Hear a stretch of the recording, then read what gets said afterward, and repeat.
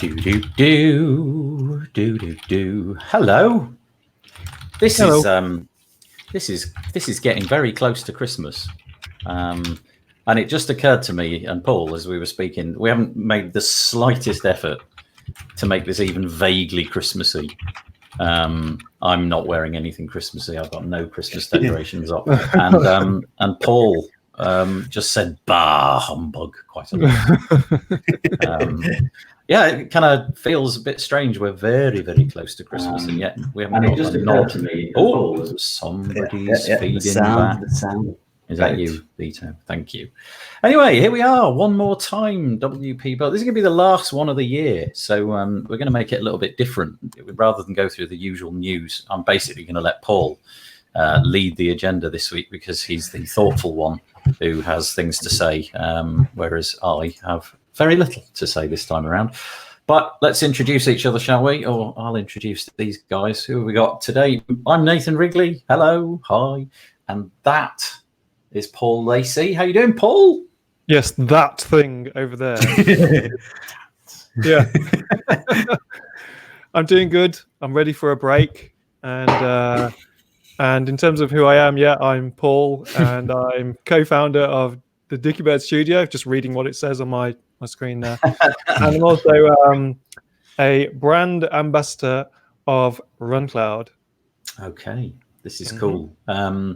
You mentioned that you're ready for a break, yeah? You're about ready for a bit of time off, yeah. I'm totally with you. I think it'd be nice to have a couple of weeks and do as little as possible. But we're not just joined by Paul because, hang on, where is there? There we go. Look at that scratch there. Right. Vito, how you doing? I'm great. Yeah, good to be here as always. Last one of the year, Nathan. I know. It's incredible. This is, I think this is number 94 or something of the news that we put out. So we're fast approaching 100 episodes, not of this, but 100 episodes. And thanks for joining us today. We've got about 15 people watching already, which is quite nice. And we're going to just share my screen very quickly and show you what we're about. So this is us. This is WP Built. We are a kind of WordPress orientated blog, I suppose, but mainly it's a podcast.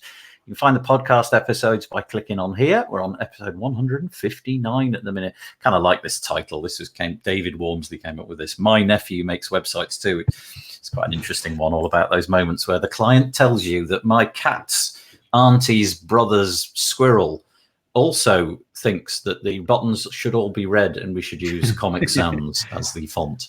Those kind of things. We've also got a news archive. That's what this is about. If you click on this one here, you'll get to the news, and it's always the first one, the top left one. And in this case, it's number 94. We're going to probably talk very, very briefly about this. But anyway, that's us. That's what we do. I don't know, Paul, if you want to share your screen this week rather than me sharing my screen. There's nothing on my screen, actually. Oh. It's in Notepad, so It's probably not really worth it. Oh, but, firstly, Heinrich says Happy Christmas. Happy Christmas, Heinrich. Nice to have you along. And Leo, that's probably the shortest thing that Leo has said the entire year. It says hi all, and he's going to kill me for that. There's going to be a slew of comments coming now from Leo Mindell, and they'll be certainly longer than that. We were going to sort of talk about the year in WordPress that we've had thus far. Maybe get into some of our plans for the future, what we're thinking will happen in WordPress in the future.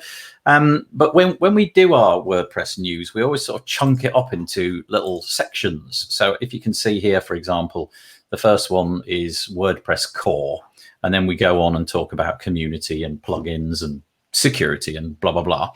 And Paul's been very, very thoughtful. Paul this week has come up with some things from the entire past year, just like little talking points, really. And if it's all right with you and Vito, we'll just talk through your ideas. Is that all right, Paul?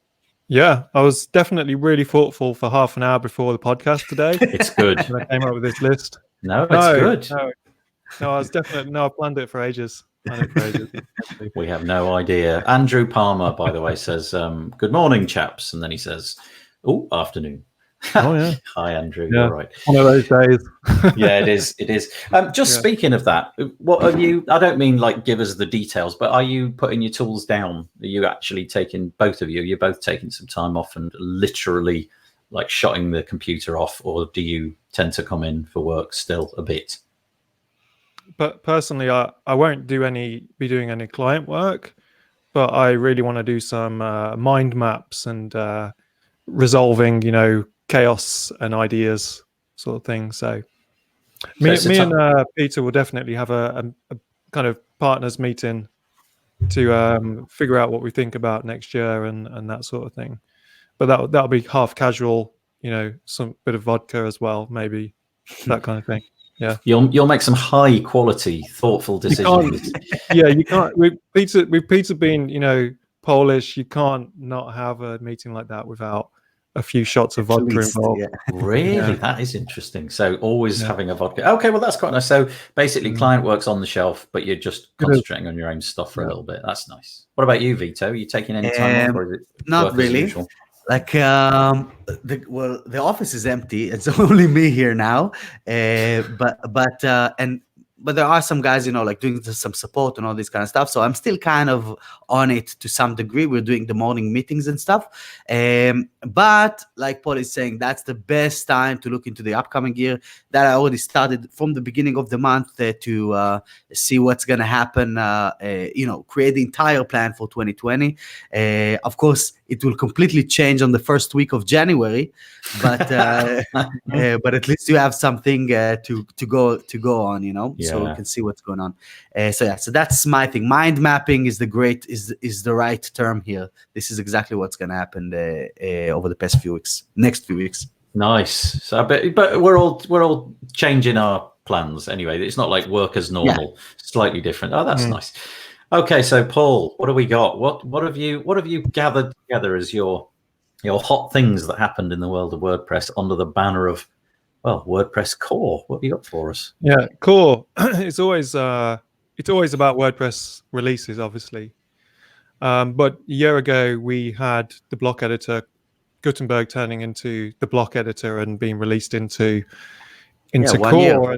Yeah, just Vito about. saw one of the Vito was checking earlier last year, this time last year's news item, and it was entitled something like Gutenberg released into Core, nobody dies.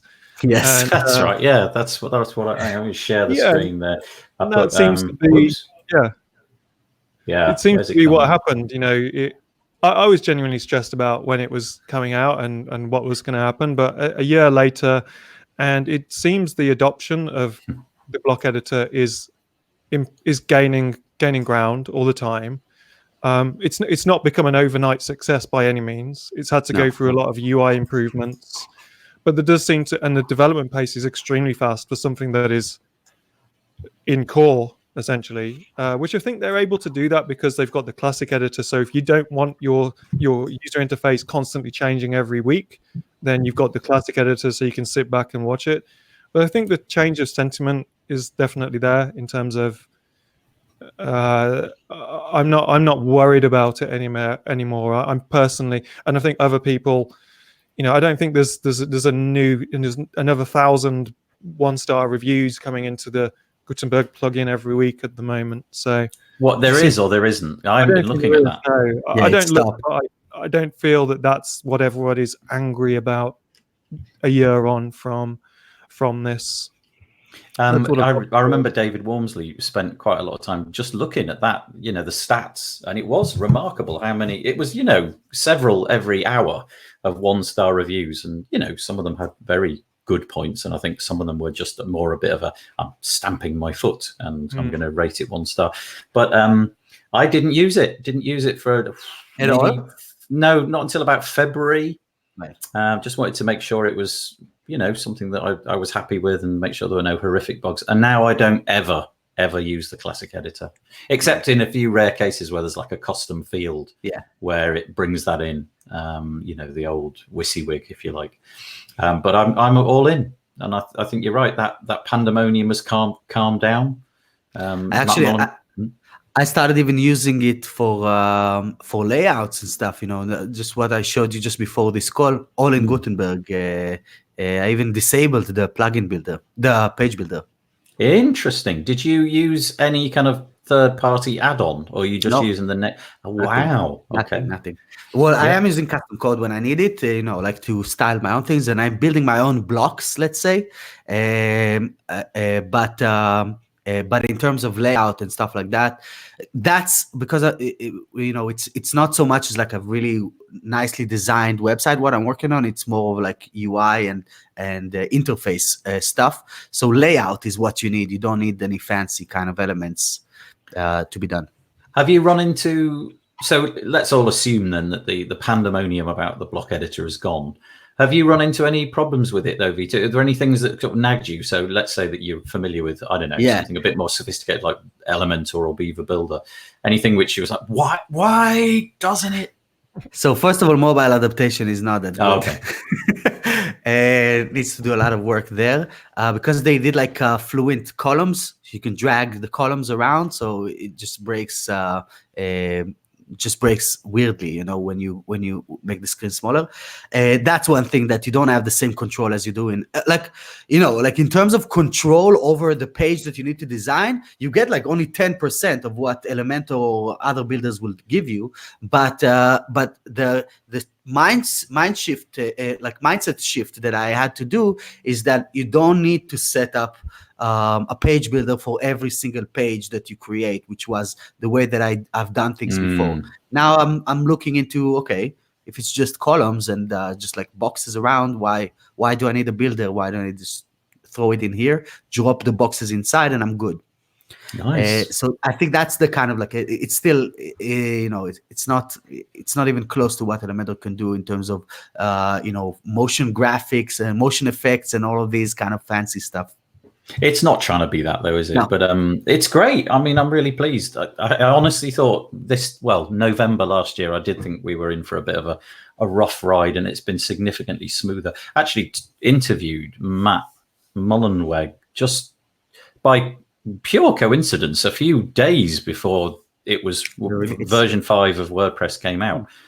And I seem to remember one of his lines was, look, in a year's time, this conversation won't even be happening. That panic will have gone. And I think he was right. Although I don't know that everybody will share that sentiment. I think it's one of those things where, like, when Facebook changes their UI, everyone freaks out for some time, and then you just forget how it was before.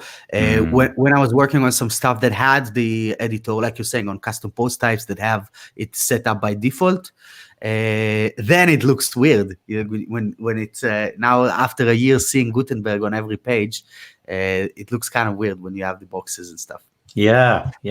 Oh, that was a nice way to start us off, Paul. That was a good. You do you use it? You still a little bit, but what I'm looking forward to actually is Tom Osborne, creator of GeneratePress. So GeneratePress Pro Premium always had this thing in it called sections, which was almost like a mini page builder. Mini page builder in the back of it. And then when Gutenberg was announced, he was wondering what to do about that. And if you in their Facebook group, there's it's all talking about that Tom is releasing a plugin, which is, I don't know what it's called, but it's basically the Gutenberg Blocks version of sections, which was a very well thought out. I think what it is, I think from what I understand, it's like 1 or 2 blocks that you can do lots of different things with. And I'm looking forward to that because I know the quality of his output and his code and stuff like that. And it feels like that'll be, for me, the block plugin that I can use to create the different layouts that I want and do the things that I want to do in the mindset that I'm used to from GeneratePress. So I'm very much looking forward to that coming out. I don't know when it's coming out. And I'm going to say, right, that's what I trust. There's always different groups of block plugins available, but I'm going to stick with that one because I know that I trust it, and then I'll see. Then I'll probably try to create my own blocks from there. But that's like an ambition for next year to use Gutenberg, but smartly as much as possible. Not create myself a let it bloat One of the nice things that I think has happened over this last year is the kind of, and it's Black Friday was a real moment for it, I think, as well. Suddenly all of these block, I don't even know what to call them, like, bundle of blocks, like Cadence blocks and Queebly and all of those ones. They seem to be like a new and interesting area of growth. I can well imagine that in the future that will be a real like those businesses that got in early and have grown and gathered up an audience. Yeah, they'll become a little category. So plugins, themes, blocks, whatever. And there's been loads of those, and some of them do some really fun things. And so that's why I said, Vito, when you were mentioning that you built this thing, I wondered if you'd made life easier by installing some of those. Because I am using like Toolset as one of my main tools. So like Toolset just released a blocks tool of their own, a block update. I think it was last week even. Really it was. Yeah. So I was experimenting with that, and that was just a completely different ball game. So nice. It was brilliant. I see. Yeah, I played with the beta, and it was still a bit janky. There were things that just lots of UI elements that they just hadn't had time to. Well, that's it was a beta, and but then the videos that I don't think it was Amir. I can't remember who put the actual video together, but it looked great. I think they made like a little. It was like an archive for some post type, and it was with star reviews and all that. It looked really great, real simple to do.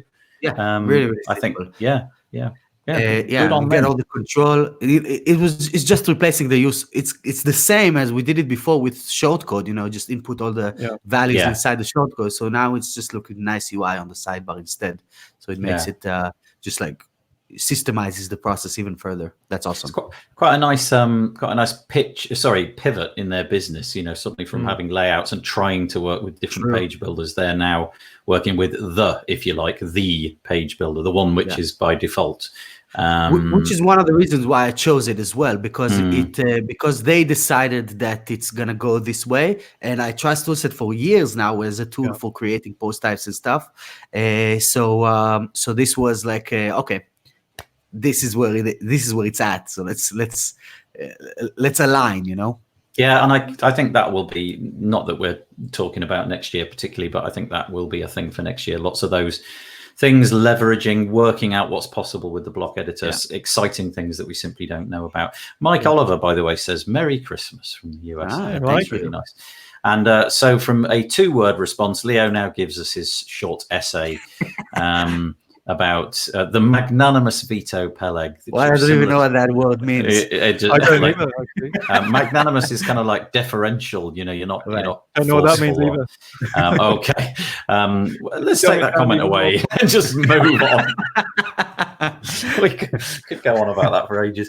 So, okay, the core WordPress update was the block editor we talked about. Where were we going next, Paul? What have you got next on your list? Community is normally what we do next, isn't it? So the things I've got in community to begin with, I would say, is acquisitions and politics in WordPress.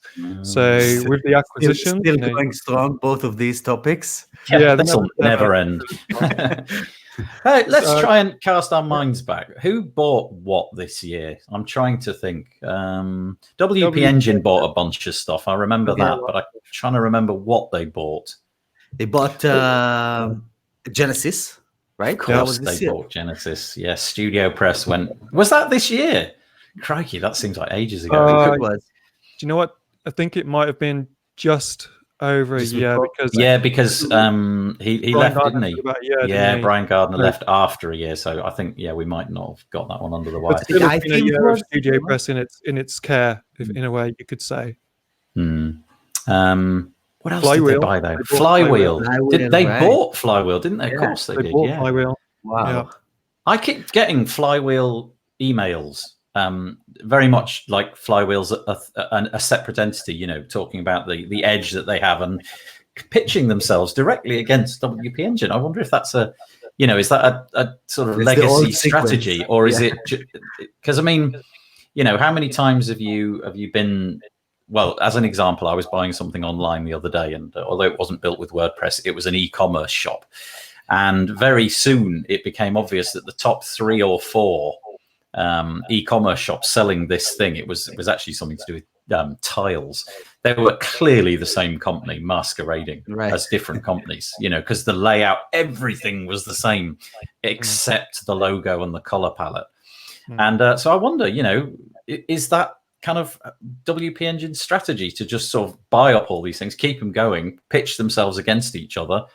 Well, to be honest, all hosting companies do this. Like, there's hosting companies that we don't even know that are, like, if you don't look deep into it, that are have been bought by GoDaddy or by A2 Hosting or by Bluehost, or they all have like sub brands that they manage. And and the game is to compete with yourself, because you're creating false options. For people, it doesn't matter where they go; they get the money either way. But it's funny that it's going there, but it's been going on for years now in the hosting industry. Andrew Palmer very helpfully has said that Ninja was bought by Caldera, or the other way around, is it? Yeah. Caldera was bought by Ninja. That's right. So Ninja that was an interesting one as well. The idea of buying up an absolute like the exact same thing. In a way. Buying out the competition. You got some buyouts, companies buy them and then they wipe the old company off the face of the earth. I think I was reading about Pinboard bought Delicious a while ago, and the old bookmarking thing. Yeah, the bookmarking thing, and they immediately stopped any new customers from buying, accounts of Delicious. So I read that in The Company of One, that book, which is a really good book. And whereas in this case, you think, if you're a hosting company or if you're a form company, what would be awesome for them would be to have all 10 places in Google first page ranking. Right. But if you've only got one brand, then you can only have one of those positions, and then your competitors are going to be in the others. So it's like Vito said, it's creating like another option which leads to the same source, just different, but also the benefits of just having a wider net, I think, as well. Right. The product that I was searching for, I can't remember exactly, but I think it might have been flooring. We're having the kitchen done, and I'm looking at flooring, and it did make me wonder, because literally the first 3 results were there was absolutely the same company, same catalog, same pricing off and everything the same. And I did think, how do they get away with that? How in SEO terms do they present an identical set of content and get ranked 1, 2, and 3? I thought that was not supposed to be allowed. Anyway, there you go. Interesting. Mike Oliver saying that Array Themes were bought as well. Now, I forget who bought that. Is that another WP Engine one? I don't remember who bought them, but I think iThemes as well went this year, right? W3 Cache as well. Yeah, iThemes was bought. You're absolutely... God, they just keep coming in. Heart Internet, says Andrew Palmer.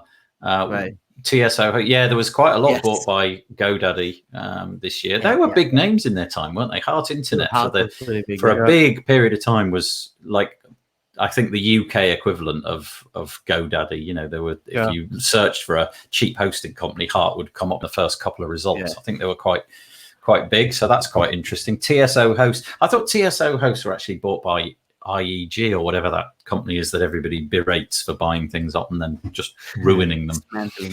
Of course. TSO Host bought Vito Host, so I guess, there's that. I don't know if you've seen Finding Nemo, and there's one scene in it where like this fish gets eaten, and then another fish eats that one, and then someone else, and then it's like they get bigger and bigger, and then this foot stamps down on the biggest fish. It reminds me of that. This feels like the WordPress space, though. It does feel like the coalescing of these things is getting bigger and bigger. There's more money in the game, isn't there? And some of these, like WP Engine, I have no idea what the size of their wallet is, but I'm guessing it's gigantic. So they can probably afford to buy up these smaller things easily. I don't remember if that was the right number there, but I think that last I checked, it was around 130 million ARR for WP Engine. Wow, that's a lot of money. I might be confusing with another one of those brands, but it's somewhere there in this kind of numbers. There you go. Mike Oliver, thank you. He's clearing the matter up for us. WP Engine bought out Array and hired Mike McAllister. along with Studio Press. And then, of course, this one. How did we forget this one? Andrew Palmer again, automatic for Tumblr. Yeah. Actually, funnily enough, the first time I ever used Tumblr was after it was acquired by Automatic, because I had thought, I used to have a blog there. Yeah, did you? Yeah. Was it? Is it any good? Was it any good? The nudes, I was a teenager, and there was like the only place where you could see like gifs of nudes, so that was my draw. Oh, funny. Yeah, that's what I think. I think Tumblr used to be a blogging platform, then it just turned into like a porn platform, didn't it, or something? Really?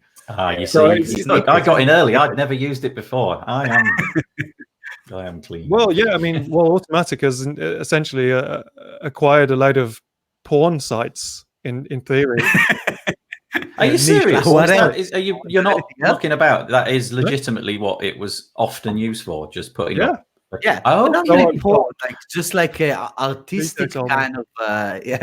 Was more like not porn as you would imagine it. It's like gifs of. I don't know how to describe it, but it had a little more panache than just straight up porn. Right. Okay. Anyway, it's been bought, and I've now started just auto posting to it. So I'm sure that you've all done this. When you publish a post, you've got some kind of third-party service which sends that post elsewhere for consumption by that audience. And I just connected Tumblr. I am pretty sure that 0 people interact with the content over there, but presumably it's still sort of thriving in its own way. And I'm guessing that they're just going to suck those people into WordPress in some way. Maybe in the future have Gutenberg as the way of editing Tumblr posts. I don't know. Let's wait and see. On an interview somewhere. I think it was that interview with the guy from BaseCamp. I'm sure that somewhere I heard Matt Mullenweg talking about how they felt it would be a really good platform to spread the block editor out into new places where it might be a good fit.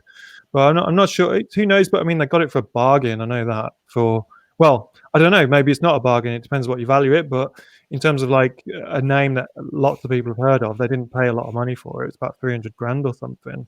For what? For Tumblr? Yeah, they got it at absolute rock bottom, and it was because I forget. I mean, obviously we talked about it at the time. The guys behind Tumblr just identified Automatic as the right custodian, so they gave it to them for significantly less money, I think, than other people had even, I think, offered. Right. Just because they felt that Automatic were the right people to take it forward. So that was interesting. And I think they didn't have any. They weren't making any money, so I think they acquired a team as well in a way. A team of developers. Can become automaticians or whatever. Andrew mentioned an interesting point where we're talking about Automatic acquiring, but they also sold part of the business to Salesforce this year for $300 million. Crazy. And that kind of like this is exactly the fish eating the fish, so you can see it in action right here. But I do believe that all of these investments that are coming into our industry over the past year, or even the past 3 years, I would say, it's really exploded this year. It feels like it. It means something. It means something that the community is like the ecosystem is maturing, and the businesses that used to be like just something on the side are now like forces that needs to be reckoned with, and I believe that we're gonna see a lot more investment coming into our industry over the next couple of years. Yeah, I'd forgotten about the Salesforce thing. That was an interesting move. It was a lot of money. I think Salesforce is a CRM, obviously a really probably the biggest CRM, and at the same time, WordPress Automatic, acquire Zero BS CRM. That was last week, wasn't it?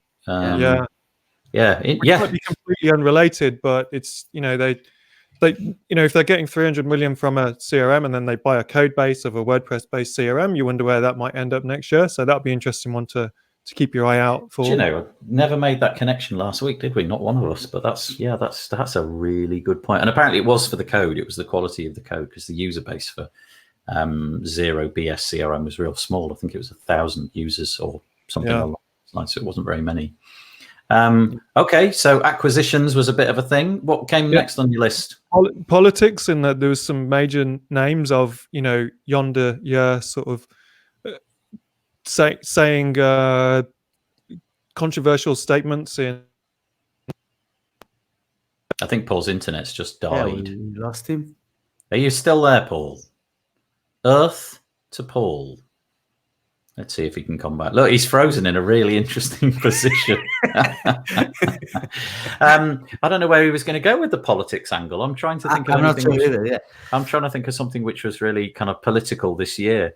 And I can't think. There's the usual politics. You know, you go to a WordCamp and somebody somewhere. A bit of drama. Yeah, there's always a little bit of drama and all of that. And there was the accessibility stuff that happened this year. Paul's actually typing to me on Messenger, so let's see what he says. Oh, hold on. Computer just rebooted. Okay, so let's give him a few seconds. I'm sure he'll come back in. But I do know that he wanted to mention in the community section WP and up, which is obviously something very close to my heart. That was a bit of a thing that happened this year. It actually has been going a little bit longer than a year, but WP and up. What really happened this year? Yeah, what happened during this? What was the impact, as you like to say, in the charity sector? Well, it's interesting in that because the charity itself is kind of, you know, we have different teams, and I'm kind of based myself in the content team. There are other people who deal with the more frontline aspects. So, you know, if somebody makes a phone call and wishes to speak to somebody to get some support, and quite rightly, those things are sort of sectioned off from each other. But we get data on the number of people that we're helping, and I'm not sure if I'm allowed to share those numbers, so I shan't. Right. But all I can say is that it's significant. You know, they're helping an awful lot of people, and that seems that, you know, these kind of initiatives were going on already. There were things like WP Hugs and Hero Press, all of these kind of things, and there's probably Slack channels and other communities helping each other out. Obviously, you know, word camps and so on. Here comes Paul again. Look, he's back. His computer's rebooted. What a pro! What a pro! Yeah, in and out, and out, just like that. You know. Did you while you were there, we also disappeared. Yeah, we just you took us all down with you. We're talking about WP and up now because we didn't know where you were going to go, particularly with your politics thing. So we'll come back to that. Yeah. So WP and up was on my list. So the politics one was just that it seems there's some unrest in some of the old big voices of WordPress for the last sort of 5 to 10 years. Morten Rand Hendrickson.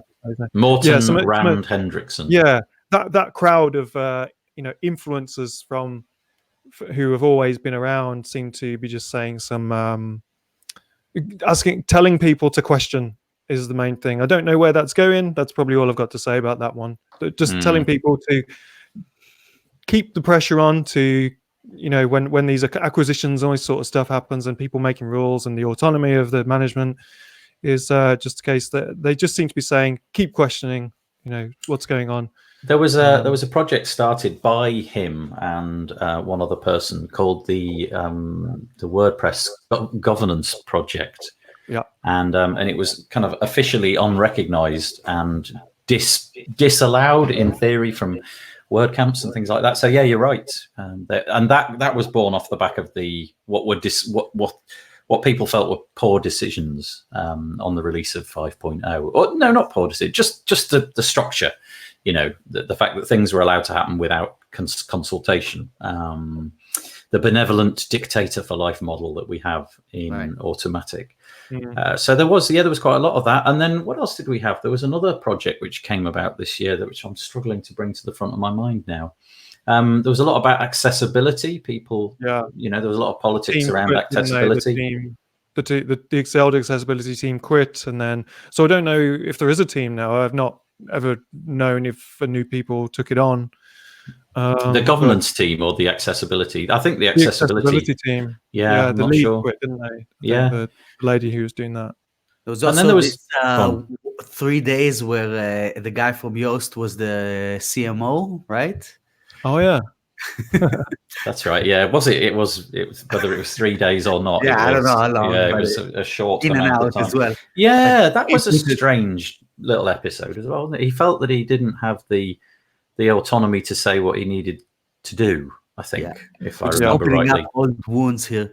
What else? yeah, that's right. We're going to be really popular off the back of this. Yeah, I'm sure that, you know, at Automatic, those things aren't good news for them. So I'm sure those kind of unrest issues aren't being ignored completely. Yeah, So it'd be interesting to see if, a bit like the drama with Gutenberg and block editor, if things start getting smoothed over a bit, in this, because it was a major change. The block editor coming out caused all sorts of drama, didn't it? Really, everywhere. Yeah. So it's probably just an echo of that to a certain extent. I would remember also as well, there was the complete fork of WordPress on the back of that. I don't know what happened to that. ClassicPress. It kind of reimagined itself as some kind of business version of a WordPress install. But I presume it, I mean, certainly from my point of view, I've not heard anything about it for a very long time. Only during the time that that Gutenberg was like coming, and it all went quiet again. I think that this year product makers also tried to push the envelope a little bit in terms of how much they can promote inside the dashboard, inside the marketplace, and all of this kind of stuff. Even coming from the top with the Jetpack and WooCommerce debacles that happened a few months ago. Leading up to Black Friday this time. So it feels like there is, we're talking before about the money that is coming into the industry, or people understanding that there is actual business here, which I imagine that's one of the things that is kind of pressuring product makers 15 years in, to actually monetize a little better and try to see how they can improve conversion rate using what they already have, without WordPress actually opening their arms and saying, okay, guys, there's 60,000 of you. What can we do to actually help you make a better living? So I think things have been, people have been complaining vociferously about the intrusions in the WordPress dashboard. And I think changes are afoot next year, which sounds like we have. Yeah, I think we're going to see a kind of coordinated way of putting anything in the dashboard that looks WordPressy, and maybe locking it down so that you can't do the animated GIF on every single admin screen. Andrew Palmer, speaking of ClassicPress, he said ClassicPress is flying. Wow. And hosts are now auto installed just like what? Well, there you go. That's simply my little bubble that I live in. I presumed it had kind of lost momentum, but Andrew says it's flying, so there you go. It would only need a small portion of the overall community to eclipse the majority of other CMSs in a way, because it's because it's such a big community from the beginning. You mean? Leo's saying again, another short one from Leo. Great topic. He's going to kill me when this is great topic from Paul Lacey. All industries to stay relevant have to go through. I don't even know what this word is. Industries. What is he talking about? Or said. What does he mean? Matt can see that the WP delivering 80% of the internet. For that to happen, this to be far more mobile friendly. Do you know this is a new thing, at least in my head. It seems like suddenly putting your flag in the sand and saying we're going to be 80% of the internet. I have mixed feelings about that. Obviously, I love WordPress. It's kind of everything to me. But I don't know. 80% seems like a very, very large hill to climb. And also, it feels like we'd be the bad guys there. Yeah. Do you want one platform to control 80%? In the same way that, even though you probably use Google all the time, you do like to think that there's another rival out there, just in case Google does turn horribly evil. But there isn't. No, Actually, I've started using DuckDuckGo a little bit. I've been really surprised by how good it is. I've only used it because I've seen news coming up occasionally about how their market share is growing. So trying things out, it's great, works perfectly well. Anyway, 80%. You don't know whether I want that. I think it can get there. I think it's like the momentum is there. So all they need is to just maintain the growth, and it's going to happen naturally. Because I think that the point of no return already happened once they reached like 50% or so. So this way, just the inertia of the 50% pushing more stuff will get 80 eventually, Yeah, you're right. And we're over a third already, 35. No, we're like 60, 66, 67 or so. We're third when you're looking at it like globally in terms of the internet. But when he was saying 80%, it means like CMS market share. Well, there's already like 66, I think, at this point. Got it. Okay. Yeah, that's a bit of a clarification. So 80%. Oh, right, yeah. Yeah, because, well, Andrew's put here, Matt actually said he wanted WP to gain 80% of the internet. So I don't know if that means CMS market share or literally 80%. Yeah, 80% of absolutely every single thing that comes down the wire. Let's get to internet to 80% market share first on the CMS. Then I think that'll give him like 50% of the internet. That's a quirky thing, though, isn't it? Because that, in theory, if WordPress got to 80% of the internet, that would mean that like platforms like Facebook and Google would just have to disappear almost. Because surely, I think he means number of sites. It's based on this metric where it's like the top 1 million websites or something it is. like that. 10,000, I believe it is. Yeah. Is it? Yeah. Also, what Andrew Palmer's saying there, I've heard on that interview with the guy from BaseCamp, who, sorry, I can't remember his name because his name's I can never pronounce it, so I'm not even going to try. That he claims he didn't say that he wanted that. He claims that he just thinks it's quite feasible that will happen, but probably did say that he would want it in a speech somewhere. Why not? That's a great benchmark. Yeah, he probably said it just before the Salesforce deal. Matt Medeiros, hi Matt, saying my theory is it's not 80% of the internet and WordPress proper. I think Matt is playing on words and he's predicting other platforms absorbing Gutenberg as part of their editing experience. I think Salesforce or MailChimp. Yeah, that's a good point. I mean, Drupal has a thriving. In fact, the adoption for Drupal, the block editor, I don't know what they've called it. I think it's Gutenberg for Drupal or something like that. It was really well received because Drupal traditionally has had a really difficult editing experience. And so the Drupal community jumped on board. So yes, Matt, maybe that's it. It's more about WordPressy things, in this case, the block editor. Anyway, the number 80%, interesting. Yeah. Right. Yeah, they've got we've got the actual article link there. That's not a hyperlink. Nobody can click on that. But if you want to try, there we go. David Heinemeier Hansen. Try saying that when you've had a few DHH. When you've had a few vodkas with Peter later.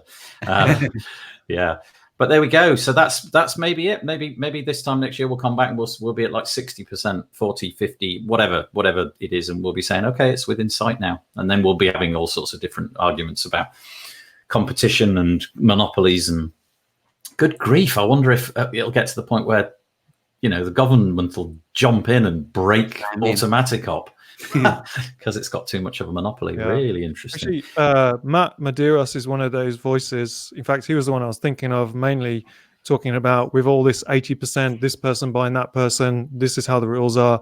He's one of the people making sure to put a message out to question everything. So if you do have an opinion, make it known. Don't feel you just got to go on with everything. Also, you can buy a Matt Report hat from his website, just like this one. That's just perfect product placement, isn't it? Look, Mr. Robot. You missed it. Well, that eggs. Right. That's it. Looks like Mr. Robot, yeah. How did you get away with it? Just like me. Does it actually say Matt Report on it, or is it just the MR? I don't know. And does yeah, say Matt. That's saying does Mr. Robot have the same like font, whatever that font is, or are there's more lines in Mr. Robot or the Matt Report logo, but sorry. Yeah, go. I was just going to say that for a period of time.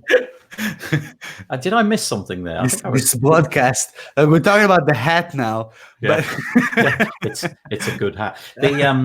Matt was giving away a percentage of every bit that was sold. That's true, he was giving it to WP and we were talking about that just a moment ago. I don't know if that's still ongoing or if that was a limited time thing, but he was giving a percentage of all of the swag. So if you go to the mattreport.com, and I don't know if it's /shop or something like that, then you can donate to WPNOP, or at least you could. Maybe he'll give us some clarity on that. Look at that. It worked because Andrew Palmer has the same hat. We're going to talk about hats. So does Dan, that is the title one as well. I saw him wearing one. Yeah. Dan did have one on the other day. So that was that was nice. Till the end of the year. There you go. Matt said it's till the end of the year. So go and get yourself a hat. And I don't know what the percentage is, but we were talking about the community, and we were talking about WPNOP making right now a start it's like 60%, but he wants to get it to 80 next year for the hat. Yeah, but 80% of all hat sales in the United States will feature the oh, here we go. Look at that, Andrew. 100% of the profits of the hat go to WPNOP. That's a great. Well, good on you, Matt Medeiros. Thank you so much for doing that. And I was saying about, I don't know what the numbers are for how many people are helped via WPNOP. This was when you dropped off the call, Paul. We were just talking about the fact that was quite a significant thing, certainly in my life, that's happened this year. WPNOP obviously started to offer help and support and mentorship in the WordPress community. And although it is sort of and I don't get myself involved in the professional help side of things, I know that it is being used rather a lot.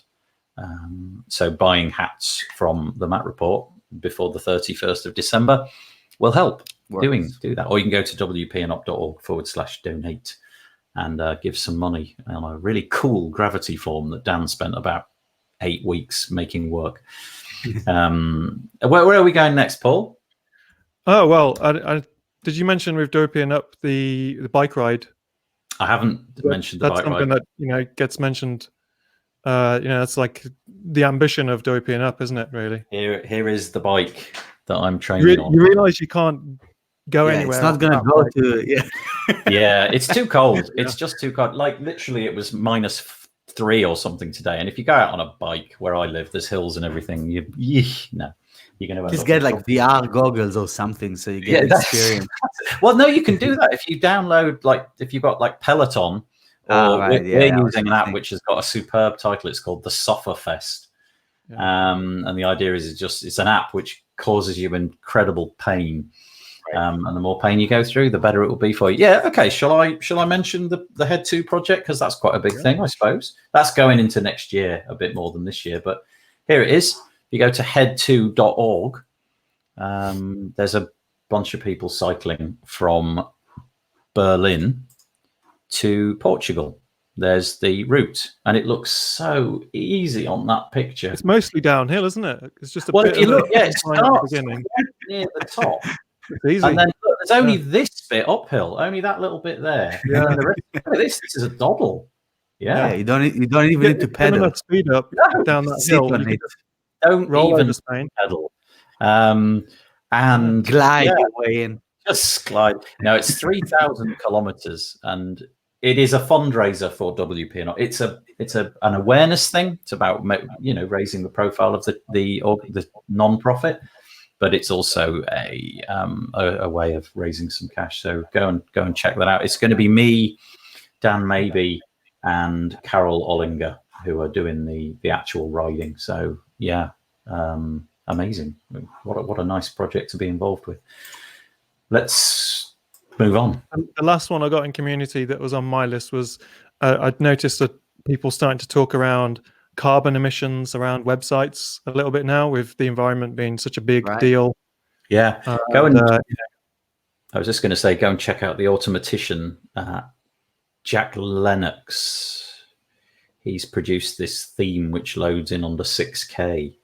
And we mentioned a few times, actually, there was a website that we pointed people to. I can't remember. I think it might have been Jack Lennox that wrote the article. It is ridiculous, the amount of carbon that your website, I don't mean you, Paul, or you, Vito, I mean that one's website puts into the atmosphere. And I trusted the data that was on that website, but do you remember it, Paul? Were you on for that one? I remember you talking about it. I don't know which website it was. It was ridiculous. I mean, it was based upon having 5,000 hits a month or 50,000. Anyway, something entirely within the realms of possibility for a lot of people. and the amount of carbon that you would put in. And I think you're right. I think this is going to be a thing. We're tackling. Good grief. Let's be honest. We're probably not tackling things as quickly as we ought to. But it feels like the motor industry is getting turned on its head. Maybe hosting and all of that. Websites as well. Maybe we need to figure out ways of pushing less stuff out. Because I literally don't think about it. I see the internet as completely carbon neutral. I just look at my phone and I consume. I mean, look at us. We're doing it now. We're just pushing out 3 of us live over the internet. So that's 3 of us with 3 machines on. We've got video shooting over the internet. Yeah. So I think you're right. I don't know what the future holds. Yeah, I just think it will be a topic that will probably crop up a few times next year, and maybe will come into people's thought processes about things and choices, and maybe businesses and stuff. So we'll see. Yep. Do you have any? Does that in any way, Paul? Who I know that you obviously create a lot of websites, and Vito as well. Is that something that you factor in? Do you in any way, shape, or form encourage your clients to kind of reduce? Not for SEO, obviously that's a big thing, but reduce the amount of data. Well, the thing about it is, I think I have been thinking about it. That's why it's on my list. I haven't done anything at all this year, but it makes me feel like an optimized website that has optimal traffic rather than 5,000 visits that are useless versus 1,000 visits that are useful. That all of those things that are good for a website and are good for a business. Speed and all that sort of stuff, feels like that's the more optimized the business is online, the better it is for the environment in that sense. So I felt like it could be another angle people could talk to their clients about to help them understand those alignments. It works both ways. I totally agree. If you have a speedy website and everything is nicely optimized and minified, so you're wasting a lot less resources than before. That's a great take on this, Paul. I wonder, if you go back 20 years or so before the internet was really around, if you wanted to consume news, you'd have to go and acquire a newspaper or watch it on the telly. But the thing about the newspaper was it had to be produced before you needed it. Whereas I suppose the internet at least has that benefit. Although the computer is on, hopefully, if nobody's looking at the website, it's in a fairly benign, low power mode, and then it'll spin up. Who knows? But I also feel that my consumption of stuff on the internet is way in excess of the media consumption that I would have had 20 years ago. I probably would have read the newspaper for like half an hour a day, whereas I spend way more time just frittering time away on the internet. So maybe it's not just about optimizing websites. Maybe it's also about changing habits and questioning, that 3 hours that you just mindlessly did Facebook, maybe that's got an impact on the environment. I think, OSs could do a job with that, Mac OS or Android or whatever, give you an indication of what your footprint had been for the day. Today you consumed. Idea for an app. Yeah, there you go. Shh, Vito. I know, it's exactly what I thought. As soon as you said that, Nathan, I could see the cogs ticking in Vito's mind. Yeah, go quickly, go and get the domain. It's already done. Consumptionapp.com. I already did it. You want to check it out? I'll tell you the URL.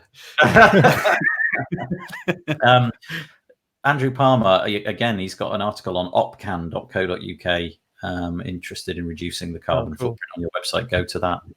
opcan.co.uk/talk/lots of other stuff. Oh, brilliant. That's from the Bristol WordPress group as well. That's nice. Yeah. Okay. Yeah. Interesting. I think that will be a big thing. Whether or not we can solve it, I don't know, but it feels like we should do our bit. And with that, I'm going to stop the call because we're clearly burning lots of fossil fuels. Yeah, just chattering. What else was on your list, Paul? We're slowly running out of time. Plugins and themes. Some more in. Plugins and themes, really. Yeah, so themes, first of all, had... I wasn't aware of any major new themes launching, whereas, if you went back 5 years ago, there'd be themes launching constantly. There probably has been some themes launched, obviously, but in my closed sphere, I didn't see a new contender to the Astra, GeneratePress, StudioPress, Page Builder Framework. I didn't see a new major contender to any of those appear and take them all on. Whereas, you know, maybe 2 years ago whenever Astra came out, that was a big theme coming out and stuff. I also felt like the Theme Forest and Envato, there was some major theme shops there and went to selling on their own, like Jupiter theme. Suddenly we got very visible. A lot of us have met the guys from Jupiter theme at WordCamps, and they're really nice team. They went GPL and started selling it outside of Envato. I didn't see any new super themes getting, you know, a new Avada or a new 1X or anything like that. I just saw lots of improvements to the existing themes, and then the major thing that caught my attention and gave me the new panic to worry about, now that I'm over the block editor, was the talk about themeless WordPress. So that seemed to be some talk, and you have got some examples of that. You've got Oxygen Builder, the plugin Oxygen Builder, which it can't survive without a theme, but it completely disregards the theme altogether. You don't use the theme at all with that. So they're obviously trailblazing that idea. And then you've got the block editor itself and Gutenberg talking about complete development without a theme. And so it seems to be going. More than that, it goes to the place where, like, even if we'll have themes, it's all about the ones that you're talking about. Not so much as it was like 2 years ago, where you want like all the bells and whistles, but now you want something that is like, what did you say, like 3 kilobytes for the theme? That was the 6 kilobytes was yeah. So that's what you want. You just want something there. Which basically removes the function. It kind of brings it to the base of the website, so it can be easily included in core if that is the use case. But that's why you have like Astra and Page Builder Framework and these kind of themes that are like super slim, nothing on it, and use your Page Builder to do everything. And I think that instead of buying themes like we did in 2014, it would be about if you want to go the template route, you just buy the Page Builder templates instead. Yeah. Or buy the individual blocks that you need. Yeah. So if you I don't know, you've got a testimonial section that you need, you go and buy one of the multitude of testimonial blocks that you can get, and it'll cost a couple of dollars or $5 or something, as opposed to, I don't know, $50 or $100 per annum. Which I think is actually not a good model. If that's going to be like $2 to $5 for every block, it's going to cost more, but it's going to create a lot less revenue for product developers to enhance this. So if talking about pricing, I think that this year there's been a massive change to, at least maybe it's because I became more immersed into it, but in terms of pricing of products in our space, it felt like people have been experimenting a lot more, trying to do some things that make their business more sustainable over years. Not so much with the theme forest mindset as the ecosystem had before.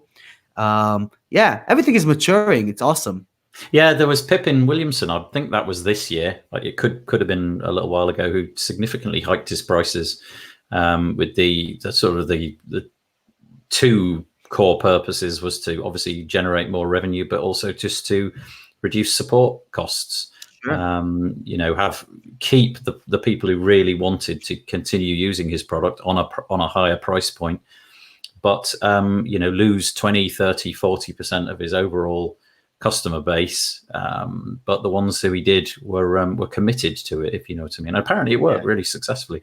I think they're now Sand Hills Development or Sandhills something. It's interesting though, Paul. I think I think the interest in the next year will be around themes. I just don't even know where that's going, but it feels like the whole idea of a themeless WordPress is quite possible for the first time. Certainly in recent memory, and we'll see where that goes. You just install WordPress. It comes with some default, whatever it's called, not a theme, just the ability to put a layout out there. And then you just add in the little bits you need. You need a header, either use the default header block or go and find another one or build your own.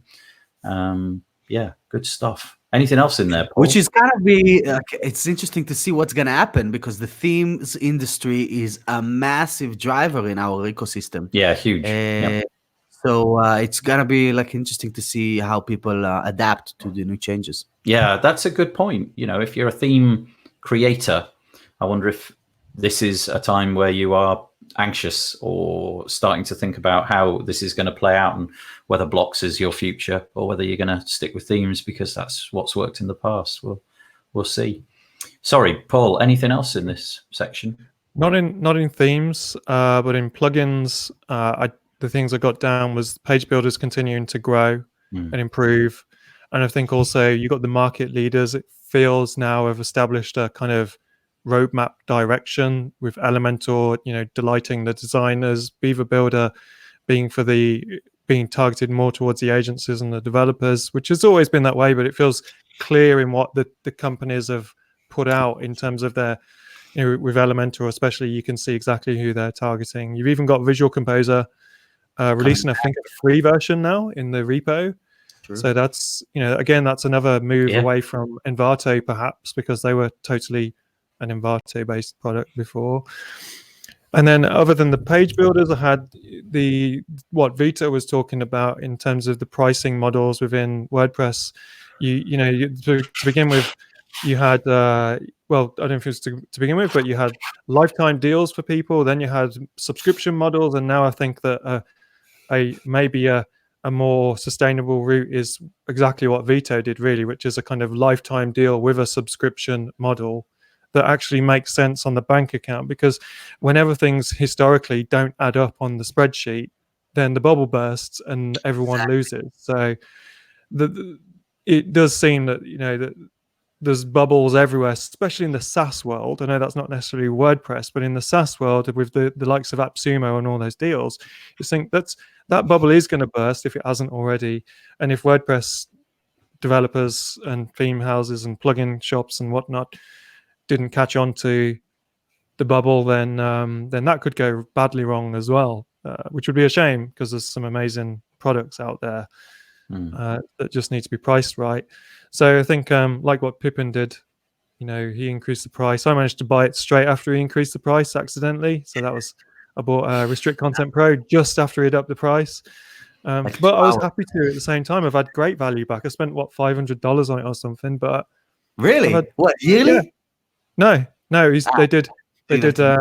just put the price up of the ultimate deal. So, right. But yeah, it seems that the plugin market is still thriving, but people are seeming to be prepared to pay more money for the plugins if they really need it. Yeah, I think it'd be interesting to see where the ceiling is for an annual. I think there is a ceiling, to be honest, because I came before we launched WP Feedback. We did we had a bunch of plugins that were very, very niche. We still are offering some of them, and if you find something that is so specific that no one is going to compete on this, you can sell it for as much as you want. So we're selling plugins for 6 months license for $250 for one domain. Just because we know that this is gonna solve this problem, like a very, very specific problem for this person that is worth for B2B kind of approach thousands of dollars over those 6 months. So they're going for it, and it's clearing away all of these deal grabbers that you talked about when it comes to doing the support. So I don't think that there is a ceiling. You see SaaS companies now charging tens of thousands of dollars per month to use a digital service, and I think that this is where this is going to go. More value-based pricing than just, look at this guy. These guys are selling for 30, so maybe I'll sell for 29, instead of commoditized-based pricing, which is what I think has been happening for the past 10 years.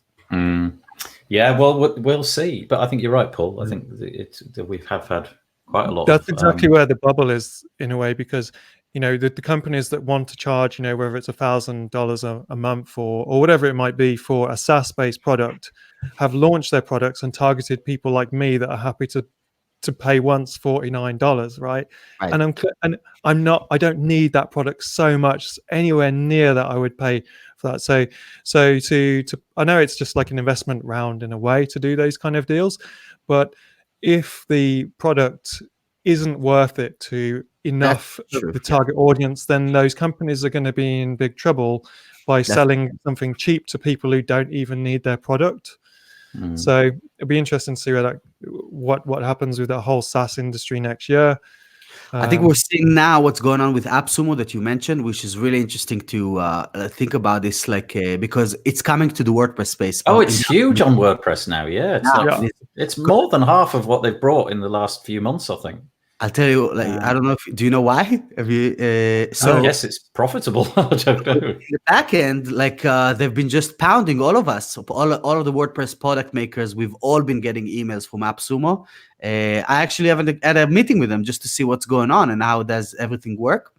But we gotta remember, that this is like Groupon.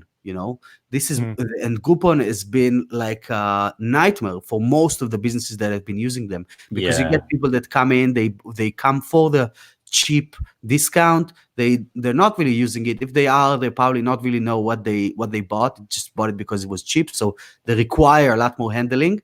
You killed your profit margins by giving such a deep kind of thing. So I think that like Groupon's bubble burst at some point. It was massive 5-7 years ago. Groupon, every business wanted to be on there, and last year everyone wanted to be on AppSumo, and this year everyone's gonna get a slap in the face. This is my projection on this, because it's just you're gonna see that you have 3,000 users that paid you what 100 users should have paid you, and they all need to get support for 4.3 years, which is the average lifetime expectancy of a product. Yeah, that is interesting. Yeah, that's a good point. Yeah, really good insight. Yeah. One of the things that I find strange is how the whole recurring revenue model, not anything to do with WordPress, but how that has sort of snuck up into my life to the point where I've just signed up for so many things without kind of realizing. And it's only, and I don't know what it's like for you. I stopped getting a paper-based bank statement years ago, and therefore I don't really look at my bank statement. And every so often when I do, I really get a bit of a shock. Like, good grief, I'm subscribed to this, and this. And it's like you said, Paul, many of them you simply never use. But I wonder if the recurring revenue model will continue to grow, or if it'll stall and people will be a bit more kind of nervous about signing up for a month of this and a month of that without ever owning stuff. I'm really happy with most of the things, and got a few friends who would never sign up to Spotify because you don't get to own the record. You don't hold it. Whereas I'm totally happy to not hold the record. Not actually own it, just rent a little bit. What we got, Paul? We're conscious of the time. We've really gone over time.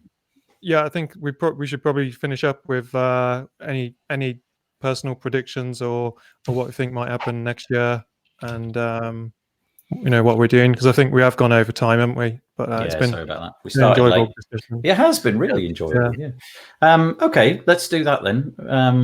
I'll start with Vito.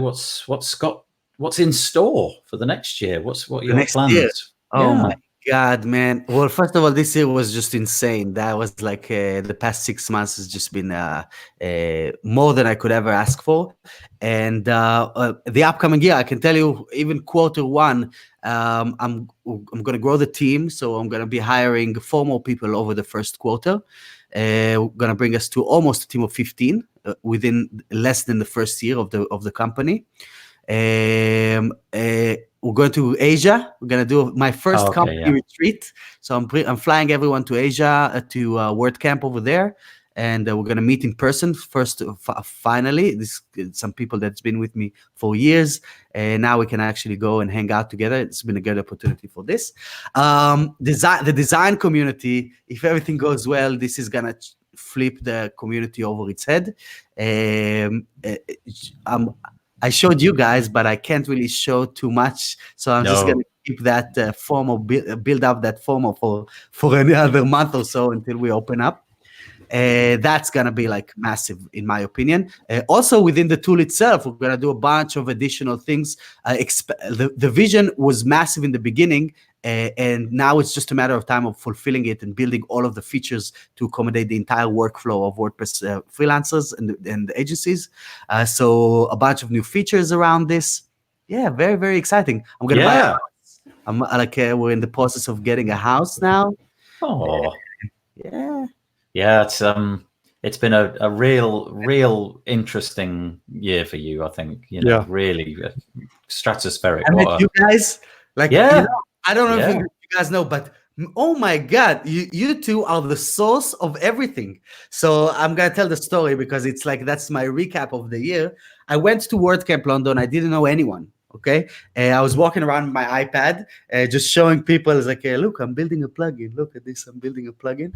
And then I did the same thing to Paul, and I was walking around. I think it was back in the bar area over there. Yeah. And you're just hey, come on, have a seat. And I was having a seat. I think it was you and Picha. I didn't know Picha back then as well. And you guys just brought me in. And then Paul was like, hey, meet Nathan. And Nathan was like, hey, drinking. We're already drinking. Oh, yeah. Right? Yeah. And you want to come on the podcast? I was shocked, man. 5 minutes after, we were already best friends. And I'm really grateful for meeting you guys, because then, Paul, you introduced me to Lee that brought me to his conference. The whole ball started with you guys, man. It's crazy. Well, that's very kind. That's really nice. Very kind of you. Thank you. Thanks a lot. That was great meeting you. And we've met up in real life a number of times now as well, which is brilliant. So that's great. I'm excited for what you're doing, because your product, OP Feedback, has been quite a great addition to helping my company. And actually that leads on to my plans for next year. I've been reading this book by Paul Jarvis. I know Mike Oliver's reading it as well. I said I'd read it with him, and I've just started listening to it, called The Company of One. And that's what Leo's saying there. For me, I don't want to grow. I hate this word growth. It always stresses me out, because every time my company has ever tried to grow, it's gone badly wrong for me. So reading this book from Paul Jarvis, I've just spun that on its head to be, next year for me is optimizing. So using the good tools that I've got, optimizing my communications with my clients, optimizing relationships. And if growth happens through that, then brilliant. So that for me that's my plan for next year, is simplicity and optimizing my business. And I'll definitely be using DOP Feedback as part of that process, because it's been very helpful already, especially the new SaaS-based dashboard that you've released, because that is brilliant. Awesome. So that's my plans for next year. Yeah. Nice. Brilliant. Simplify.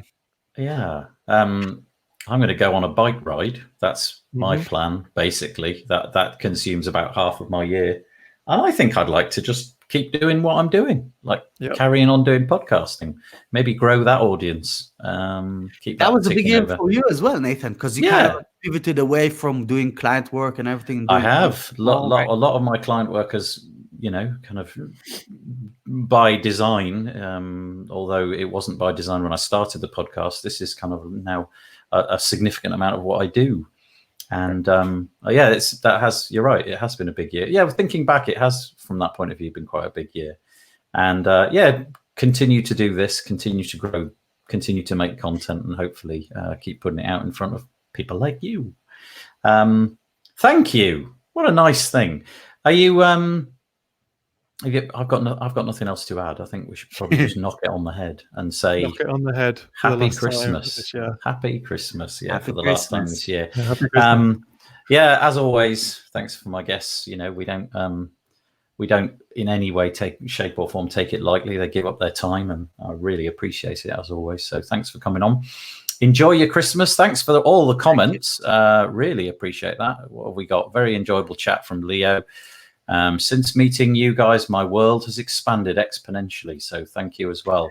Well, that's another thing. I met Andrew in Liz Jackson's event, after the documentation. Andrew and I also became very, very good friends over the past year. Awesome. Yeah. And then Andrew Palmer just throws this little curveball in right at the end. Maybe have some other guests, just saying.